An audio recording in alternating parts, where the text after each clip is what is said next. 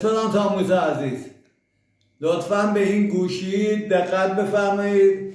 اول رفتیم سراغ گوگل، این گوگله. بعد پایین گوگل اینجا سایت miavivo.net گذاشته، ما کلیک میکنیم. بعد اینجا ترجمه نوشته، ترجمه این صفحه میزنیم اینطوری. وقتی زدیم اینجا باز یه زاویه 90 درجه اومد، نوشته اسپرانتو فارسی، اینم زاویه. ببینید این 249 زبون رو نوشته. اولیش با آ شروع میشه، همه به ترتیب الفباست. ببینید 249 زبون هست. بعد یکی از این زبون‌ها رو که انتخاب کردید